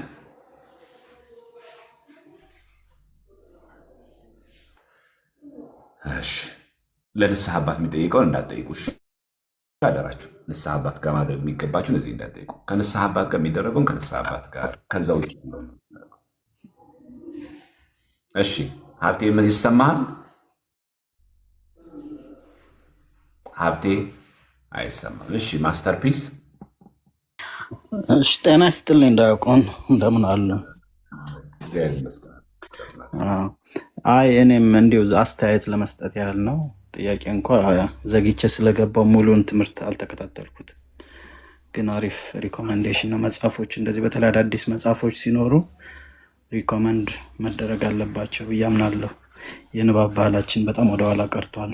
ሌላው ግን የኦርቶዶክስ አስተምሮ በማስ ደረጃ እንዲደርስ ክልከላዎች ባይኖሩ፣ አሁን ለምሳሌ የሌላ እምነት ተከታዮች መጥተው ባልገባቸው ደረጃ እንትኑን አያውቁትም የእኛን ያህል ኤቲክሱን፣ አሁን ለምሳሌ አንቱ ላይሉ ይችላሉ። ብዙ ክልከላ ባናደርግ ባይነኝ። ለምን እንደ ሆስቲሊቲ ዲቨሎፕ ነው የምናደርገው፣ እንከለክላቸዋለን። ሰው በማስ ደረጃ የፈለገ ሰው እስከመጣ ድረስ ዌልካም የማለት ነገር ቢኖረን፣ እሱ ቴንደንሲ ከሌለ አይደለምና ሌሎችን አብዞርብ ልናደርግ ያለንን ሁሉ እናጣለን ብዬ አስባለሁ። በጣም የሆነ አንድ ቪዲዮ እንደውም ሰርቻለሁ። ክልከላዎች በጣም ይበዛሉ። እንደው ይሄ ነገር በተለይ ሞዴሬተሮች ወደ ሰፊ ቅድም ያልከውን አስተምሮ እሱን እንደው እንትን ቢሉ ሰፊ እንዲሆኑ ከተቻለ እኮ ከዛ ከነሱ እንኳ ሂዶ ነጥቆ ማምጣት እየተቻለ እንኳንና ወደውና ፈቅደው ሲመጡ ቲክቶክ ነው ፕላትፎርሙ፣ አውደ ምሕረት አይደለም። ይሄ ቲክቶክ የተለያየ ሰው ነው ያለው። እሷን ነገር እንደው ትንሽ አንደርላይን ለማድረግ ነው። አመሰግናል። እንደዚህ የሚያደርግ አለ ብዬ አላስብም። ለምሳሌ እኛን አንተ ስላለ አንድ ሰው እኔ ብሎ ካላደረግም ማንም ሰው ቢሆን ማለት ነው። ሞዴሬተሮችም እንዲህ ታደርጋላችሁ አላስብም። እኔና አንተ ስላለ መብቱ ነው ማለትም ያለበት እንደውም አንተ ነው። ቀለል ብሎት እንዲቀርብ እንደውም ያስፈልገው አንተ ብሎ መቅረብ፣ እሱ ጋር ችግር የለውም። ስድብ ሲሆን ነው እኛ ብሎክ የምናደርገው ያ ነገር አይደለም። ስድብ ይሳደብ የሚባል ነገር የለም። ግን እንደፈለገ ቀለል ብሎት ጥያቄ አለኝ የምትመልሱልኝ ከሆነ ቢል አንድ ሰው እንዲህ ስለጻፈ ብሎክ አይደረግም፣ ግባ ነው የምንለው። ግን አሁን ለምሳሌ ቅድም ይህንን መጽሐፍና ሳሳያችሁ አንድ ልጅ ከስር ኮመንት ገብታ አንተም አሁን በዚህ ገንዘብ ልትሸቅል ነው አይደለ? ያሁን ወደ ሰፊ የምትሆንበት አይደለም። በቃ እንዲህ ሲባል ይህንን ሰው በቃ ሚዩት ታደርገዋለህ ወይም ብሎክ ታደርገዋለህ በቃ እንጂ አንተ ስላለ ምናምን እሱ አይደለም ክልከላው። ክልከላ ማነሳት በጣም ነፃ ሆነው አንተ እያለ ባለፈው ላይ ለምን እንደ መምህር አትበሉ የምትለው ስላልተማርኩኝ ለምን አትማርም? በቃ መብቷ ነው። ብሎክ አላረኳትም እኮ ይህች ልጅ። በቃ ክፍት መሆን አለበት። ወደ ስድብ ሲያድግ ነው እንጂ ምን ከለክለው። ስድብ ሲሳደብ ግን ስድቡ የሚሳደብ አንለው። እንደውም ስድቡን ተቆጣጥሮ እንዲመልስ። ለምንድን ነው ከብዙ መናፍቃን ጋር አሕዛብ ጋር ዲቤት ማንፈልገው እኮ ዲቤት ማድረጉ እኮ ተጣልቶ ወይ መረጃ ለነሱ እኮ ታጥቶ አይደለም። ግን ምንድነው ችግሩ? ከዲቤቱ ሀሳብ ይልቅ ስድብ ላይ ያተኩሩብሃል። ታውቃለህ? ስለዚህ ምን ታደርጋቸው እነዚህ ሰዎች ጋር ምንም አይነት ግንኙነት አይኖርም፣ ትተዋቸዋለህ። ለዛ ነው እና አንተ ስላለ ሪስፔክት ስላልሰጠን አንድ ሰው ብሎክ ማድረግ የለብንም። እውነት እንደዛም እንዳታደርጉ በዚህ አጋጣሚ ሞዴሬተሮች ማለት ነው። እኛን አንተ ስላለ ምናምን እንዴት ሪስፔክት አልሰጠም ተውት በቃ። ግን አንዳንድ ሰው በቃ በቀና አሁን ያቺ ልጅ ቀና ልጅ ናት፣ በቀና ነው የጠየቀችው። በቃ እንዴት አትማርም ታዲያ? እንዴት ሳትማር ታዲያ ታስተምራለህ? ግን አልለመድም። እነዚህ ድርቅ ያለ ጥያቄዎች አልለመድንም አይደለ? በቃ መለመድ አለብን። አሁን ይቺ ልጅ ባልተሳደበች ጥያቄው ነው እንዴት እኛ በምናስበው ሪስፔክት አልሆንም ማለት የለብንም። በቃ ሲጠይቅ አንድ ሰው ክፍት ማድረግ አለብን። አንተ የሚበል ምናምን እሱ ችግር የለውም። ግን ከዛ አልፎ ግን ልክ ዛቻ ሲዝት አንድ ሰው እኮ ምናምን ኢንቦክስ ላይ የሚጻፍ ብታይ ማስተርፒስ ትስቃለህ። በቃ ለምንድን ነው ትላንትና ነው ከትላንት ወዲያ ያየሁት ማለት ለምንድን ነው ሪኩዌስት ስልክ ማታስገቡኝ? ይህ ሁሉ ምትንጫጭ በሙሉ እኔን ገስት ላይ ብታስገቢኝ አንድ ምላሽ አይኖርሽም። እንደዚህ ብሎ ማለት ነው ጸጥ ነው ማድረግሽ ናምን። ከዛ ታውኩትና ልጁን እሺ ምንድን ነው ወንድማችን ጥያቄ አልኩት። ጥያቄ መጠየቅ ይፈልጋል። ከዛ ሰከን አለ እንደዚህ ስለው ወንድማችን ምንድን ነው ጥያቄ አልኩት። ጥያቄ ነበረኝ። እሺ ችግር የለውም ጠይቅ። ቲክቶክ ላይ ነው የምፈልገው። እሺ ግባ። ስገባ ትጠይቃለህ። አሁን የለም ጭራሽ። እና አንዳንድ ሰው በኢንቦክስ የሚጽፉትን ጽሁፍ ታዩ ስለማይገባ የሱ ፕራይቬሲ ስለሆነ ስለማነካ ነው እንጂ በዚህ ልክ እንኳን አሁን ልጅ ብሎክ አላደረኩትም። በቃ ግን እንደዚህ ነው የሚናገሩ። ቅድም ለምንድን ነው ላስገባችሁኝ? እያንዳንድሽን ጸጥ ነበር ማድረግሽ። ታውቁታላችሁ ደግሞ አቅሜን ይላል። አሁን ምኑ ነው የምትታገሱ? አሁን ይህንን ሰው እና አሁን መጠየቅ ሌላ ነገር ነው፣ ሪስፔክት አለማድረግ ሌላ ነገር ነው። ግን አላርም ይበቃ ከጣም ያለፈ የምትለው ነው። ይሄንን ነው እንጂ አንተ ብሎክ የምታደርገው እንጂ እያንዳንዱን እኛ የሚቃወም እያንዳንዱ ክልከላ የሚባለው ይህ አይደለም። ማስተርፒስ ተረድታ ይኮን ክልከላ ይህ አይደለም። አሁን ይህንን ሰው ብሎክ ስታደርገው እንዴት እንደዚህ አይነት አንለው ማለት ያ ማለት ከእውቀቱ በላይ ነው ጉራው። አንዳንድ ሰው ገጥሟቸው እንደዚህ አይነት ሰው ከእውቀቱ በላይ ጉራው፣ ወይ ደግሞ አንድ ሰው በጣም ቀጫጫ ከሲታ ሰው ማሳጅ ቤት ገብቶ ቆሻሻው ከሰውነቱ ውፍረት ይበልጣል። እንደዚህ አይነት ሰው እንደማለት ሲታሽ ከዛ ሰው የሚወጣው አደፍ ከሰውነቱ ይበልጣል ውፍረቱ። እና አንዳንድ ሰው በጣም የሚገርማችሁ ነገር እንደዚህ የሚሆንበት ጊዜ አለ። በቃ ጉራውና እውቀቱ አይገናኝም። በቃ ጸጥ ነበር ማድረግሽ እያንዳንድሽን በቃ ራሱ የሚስልበት ስዕል አለ ማለት ነው። አንዳንድ ሰው ልክ እንደዚህ አይነት በሚሆንበት ጊዜ ይህንን ሰው ብሎክ ልታደርገው ትችላለህ እንጂ ከዛ ውጭ ግን አልባሌ ቃል ካልተጠቀመ አንተ ስላለ ለምን አንቱ የተከበሩ መምህር ምን ሲጀምር እንደዛ መባልም መፈለግም የለብኝም። ግልጹ ስነግራችሁ እኔ እንደውም በቃ መምህር ስትለኝ በጣም ነው የሚያስጠላኝ። በጣም ማለት ነው ስላልሆንኩ ማለት ነው። ስሙ ስለሚያስጠላ ሳይሆን ስላልሆንኩ ለዛ ነው። ዲያቆንዬ እንትን ነው ላይክ ለአንተ ኦሪንቴሽን መስጠቴ ሳይሆን ሌሎች ጋር ማየው ነገር ስለሆነ ነው እንጂ ያ ነገር እዚህም ደግሞ ታውቃለህ ውርስ ሆኖ አዳዲስ ተሿሚ ሞዴሬተሮች ስላሉ እንደው እነሱ ያንን አንተ ቤት የምናገኘውን ሪሊፍ ፍሪደም እንዳናጣ ከሚል እሳቤ ነው እንጂ እንደዚህ ይደረጋል ብዬ አይደለም። እንደዚህ ገጥሞን ስለሚያውቅ ነው። ከታች አንዳንድ ሞዴሬተር የሚሰጡት በቅንነት እኔ አሁን አንቱ የማለት እንትን የለኝም። አርቱም ላይ ስለሆንኩኝ ትልልቅ ሰዎችም አንቱ አሁን በእኛ ሙያ ላይ ያሉ ሰዎች አንቱ ስንላቸው ይከፋቸዋል። እና ያለምዶብኝ እየተሳሳትኩ አሁን እኔ ጋ አሁን አንዳንዴ የሆኑ የብሉይ ኪዳን መምህር ይመጡና በጣም እጠነቀቅና ማለት ነው መሀል ላይ አንተ እላቸዋለሁ። ያ ግን ሆን ብዬ ያደረግኩት አይደለም። እንደዛ በማድረጌ የሆነ ቤት ተቦለኩኝ። ከታች ያለች አንድ ኮመንተር ማለት ነው እንትን ሞዴሬተር እንዲህ ነው የቀሰፈች ማት እንትን እያወራው ደህና ማለት ነው። በቃ ከዛ በኋላ እንዴት ብዬ ላገኛቸው ሰው ይሄ እንትን ያለው በሞዴሬተሮች እንትን ነው እና ከዛ ፐርስፔክቲቭ ለማለት ነው። አመሰግናለሁ።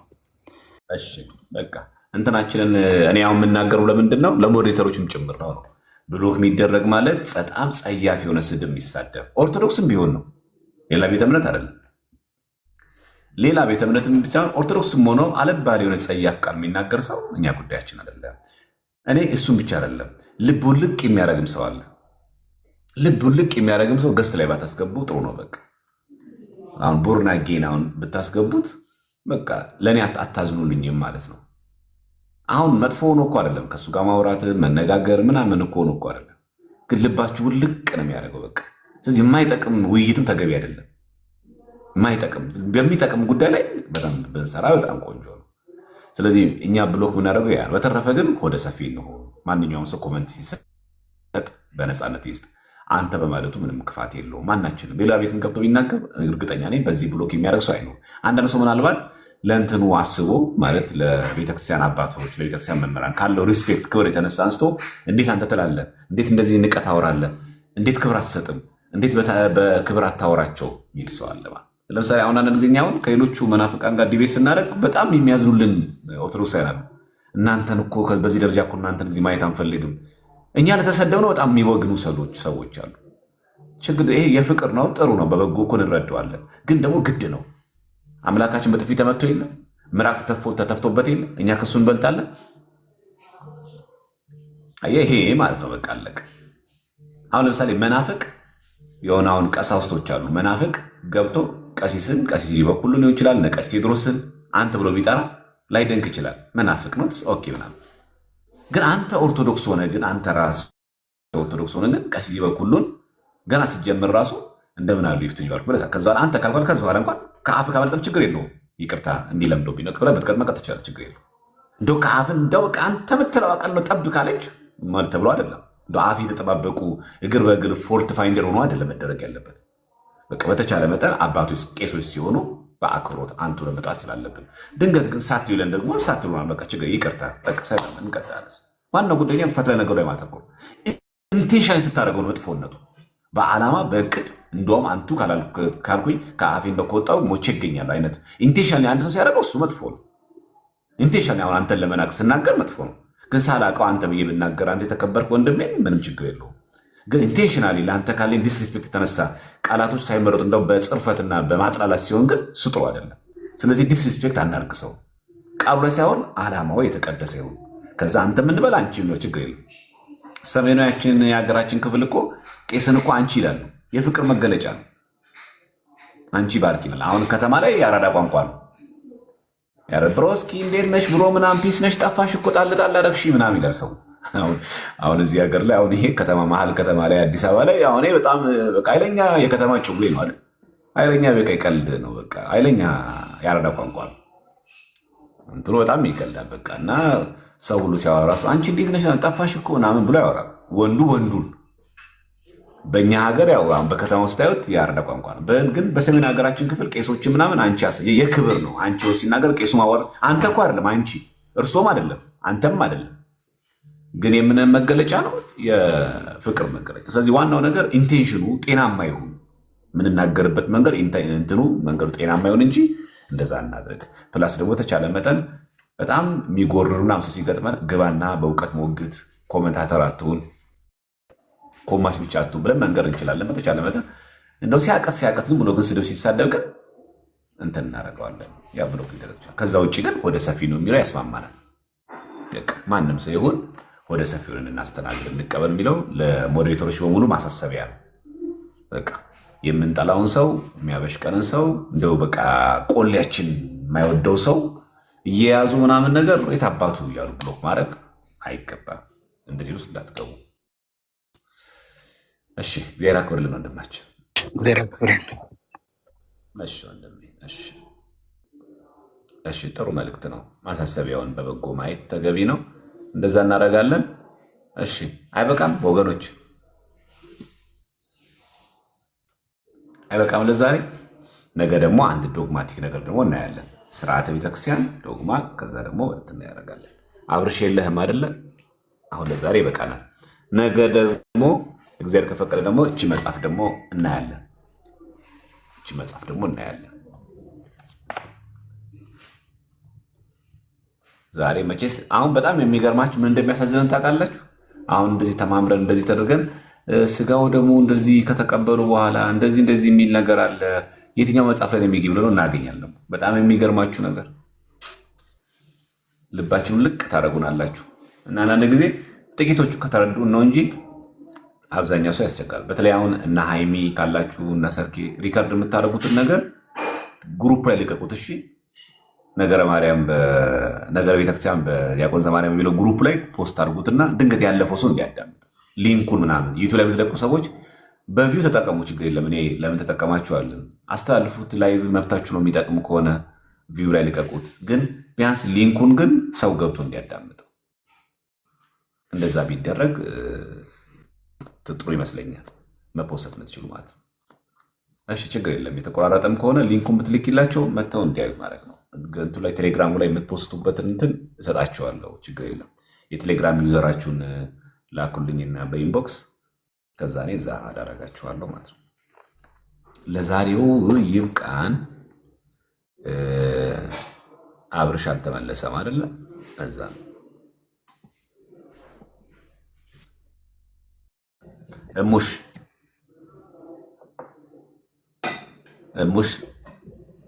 ሰላም ዘማሪያም፣ እንዴት ናችሁ? ሰላም እግዚአብሔር ይዛላችሁ ለሁላችሁም። እኔ እንኳን አንድ ጥያቄ ያለኝ የነፍስ አባት በፊት ነበረኝ። ይሰማል? አዎ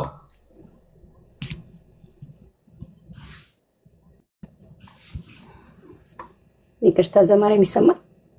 አዎ ይሰማል። እሺ ይቅርታ። እና በጣም ቆይቷል ካገኘኋቸው። ሌላ ሰፈር ሌላ አካባቢ ቀይሬ ደብራችንም ይርቃል እና አሁን ሌላ ቤተክርስቲያን ነው የምሄደው። ምን ማድረግ አለብኝ? አሁን መልሼ ኮኔክት ለማድረግ እሳቸው ጋር መሄድ አለብኝ ተመልሼ? ምክንያቱም ቆየው በጣም ኮንታክት አድርጊያቸውም አላውቅም ነው ወይስ አካባቢ ያለው ቤተክርስቲያን ሄጄ እንደገና ሌላ የነፍስ አባት መያዝ አለብኝ? ቢሆነው ሲሆን መሆን የነበረበት ባይቆይ ኖሮ የንስሐ አባትሽን ተሰናብተሽ መሄድ ነው። አሁንም ግን ቢሆን ካገኘሻቸው በአካል ማታገኘሻቸው ከሆነ በስልክሽ በአንቺ አቅራቢያ ሌላ የንስሐ አባት እንደምትይዢ ለቀድሞ አሳውቂያቸው። ከቻልሽ በአካል ካልቻልሽ በስልክም በአካል ማግኘት ማትች ከሆነ ግን በቃ ቀጥታ ያው ሌላ አዲስ ባለሽበት ደብር የንስሐ አባት መያዝ አለብሽ። እሺ ዘማሪያም ተባረክልኝ፣ እግዚአብሔር ይስጥልኝ፣ ቃለ ሕይወት ያሰማልን፣ በጤና ይጠብቅልኝ። አሜን። እግዚአብሔር ያክብርልን፣ መጨረሻችን ያሳምርልን። የገብርኤልን በዓል ሁላችንም በክብር እናሳልፍ። የአርሲ ሰማዕታትን እያሰብናቸው 100 ዓመት የቆየውን የገብርኤልን ቤተክርስቲያን ያጡ አሉ። ስለዚህ እነዚህን እያሰብን በንጽህና በሚቀርበን አድባራት ማህሌት፣ ቅዳሴ ከተቻለ ስጋው ደሙን እየተቀበልን የገብርኤልን በዓል እናክብር። በሆነ ንግስ ደግሞ ከተገናኘን ደግሞ እንማማርበታለን፣ እንጠቀምበታለን ማለት ነው። የሁላችን መጨረሻ ያሳምርልን። ሊቀ መላኩ ቅዱስ ሚካኤል ገብርኤል ቂርቆስና ኢየሉጣን ከሚነደው እሳት፣ ከሚንበለበለው እሳት፣ ከሚፍለቀልቀው ጋን እሳት በመስቀሉ ባርኮ እንዳወጣቸው እኛንም ደግሞ በቸርነቱ በቃል ኪዳኑ ቅዱስ ገብርኤል ከገባንበት የዚህ ዓለም እሳት ርኩሰት ይታደገን፣ በቸርነቱ ይታደገን። ቁልቢ ገብርኤል የሚሄድ ሰው ቁልቢ ገብርኤል ይሂድ። ሲሄድ ግን ቤተክርስቲያን እደሩ፣ ቤተክርስቲያን ማህሌት አክብሩ። ናይት ክለብ ጭፈራ አይደለም። በዓሉ ቤተክርስቲያን ነው፣ የሚከበረውም በቤተክርስቲያን ነው። ሐዋሳ ገብርኤል የምናከብር ሰዎች ሐዋሳ ገብርኤል ላይ በማህሌት በቅዳሴ በዓሉ የቤተክርስቲያን ነው፣ የሚከበረውም ቤተክርስቲያን ነው። በዛ መንገድ እንድታረጉት አደራላለሁ ማለት ነው። እግዚአብሔር መጨረሻችን ያሳምርልን፣ በሰላም ያቆየን። እሑድ ቀን ስለዋለ በዓሉ ለኃጢአት ምቹ እንዳናረገው አደራ፣ ለርኩሰት መጫወቻ እንዳናረገው። ብዙ የቤተክርስቲያናችን ጠላቶች በእኛ የሕግ ሥጋ ስንፍና የተነሳ ሌላ ስም ሰጥተው ኦርቶዶክስ እኮ እንዲህ ናት ብለን እንዳናሰድባት፣ በእናንተ ምክንያት የእግዚአብሔር ስም ይሰደባል እንደተባለው እባካችሁን መልስልኝ። ምንድን ነው ጥያቄሽ? እስቲ ወይ ግቢ እስቲ። በጣም አስጨነቀችኝ እኮ ግቢ። እሺ ወሬ ያለች እኮ በቃ እሺ፣ ወሬን ያወራሁት ይሁሉ። እሺ ነይ ግቢ እስቲ። አስገቧትና ትጠይቅ እስቲ። ሞዴሬተሮች ኢንቫይት አድርጓትና ግቢ መቲ።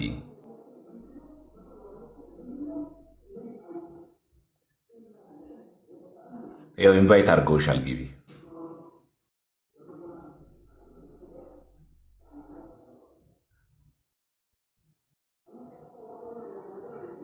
አዎ ኢንቫይት ስታደርጊያት አይቻለሁ። ሃይሚ ግቢያ። እሺ ማርያም ትመለካለች ወይ? እሺ ትነግሪናለሽ እኮ ግቢያ። ግቢና ጠይቂ። ምን ችግር አለው? በዚህ ልክ ኮንፊደንሻል ከሆንሽ እኮ የኮመንት አርበኛ መሆን እኮ አይደለም፣ መግባት ነው እኮ፣ ገብቶ መጠየቅ ነው። ማታም ጥሩ እንቅልፍ እንድተኝ አሁን ገብተሽ ጠይቂ። እሺ አብርሽዬ፣ አሁን እኮ ድጋሚ ከስር እኮ ሳይ እኮ አጣሁ፣ ኔትወርክ ይመስለኛል የያዘኸው። ከእንትን ከላይቭ ስወጣ እደውልልሃለሁ።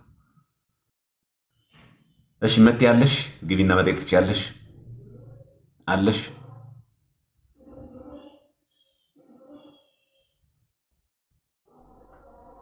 የለች እኮ ፕሮቴስታንት ሆን ችግር የለም እኮ ፕሮቴስታንትም እኮ መሆንሽን እኮ ስላወቅኩ ነው እኮ ግቢያ። ማርያም ትመለካለች ብሎ የሚናገር ሰው እንጂ ኦርቶዶክስ አይደለም።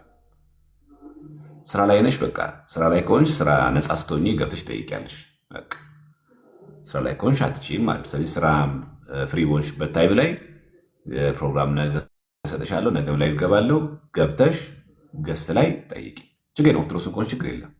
ነገ መተሽ ገስት ላይ ትጠይቂያለሽ። ችግር የለም። ስራ ስሪና ጨርሰሽ ነገ ፍሪ ስትሆኚ ፍሪ በሆንሽበት ታይም ላይ ገስት ላይ ገብተሽ ትጠይቂያለሽ። እንደዛ እናደርጋለን። እሺ እግዚአብሔር ከሁላችን ጋር ይሁን። መጨረሻችን ያሳምርልን። በዓሉን የሰላም የጤና ያድርግልን። ነገ ከቻለን ጠዋትም እንገባለን፣ ከሰዓትም እንገባለን፣ ማታም እንደዛ አድርገን በተለይ ገብርኤል በዓል ክብረ በዓል ስለሆነ ይህንን ዋዜማ ከዚህ ጋር የተያዘ ትምህርት ብንማርም ደስ ይለኛል። በታቦቱ ለሚደገም ድግምት አለ ለሚሉ ሰዎች የገብርኤል ታቦት እኮ ቤተክርስቲያን እኮ የሚበዛው የሆነ ነገር ሊያደርጉ ስላሰቡ ነው የሚለው ነገር ብንማሩ ራሱ ደስ ይለኛል፣ ፈቃደኛ ከሆናችሁ ማለት ነው። እውን ቤተክርስቲያናችን በየቦታው የቅዱስ ገብርኤል ቤተክርስቲያን የምታደርገው በዚህ መንገድ ነው አይደለም። መቲ ጥያቄሽ ማርያም አትመለክም፣ በእኛ ቤተክርስቲያን ማርያም አትመለክም። ለስዕል መስገድ ማለት ስዕል ማምለክ አይደለም ነዋቸው። ካልተመለሰልሽ ጊዜ ሲኖርሽ ላይቭ ስትገቢ ትጠይቂያለሽ።